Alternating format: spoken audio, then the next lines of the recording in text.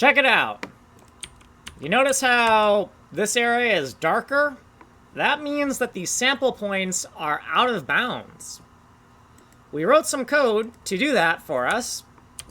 Right down here, out of bounds diagnosis. If the sample chord is outside of our set of discrete units, in the DOM, and the DOM is the entire renderable region.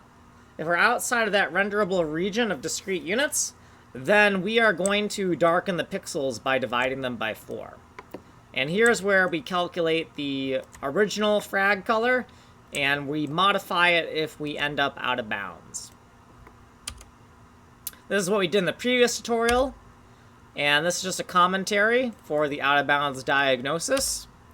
And this is what we did in this video. So I'm pretty sure I know what the problem is now. I actually have bookmarked the offending line, and we're going to fix it in the next video, but this video is just for the code changes that we've already done. So you can get the snapshot right here. You are on the fast playlist. If you want to see me cover this in more detail, you can go here. This has been video 106. Like and subscribe.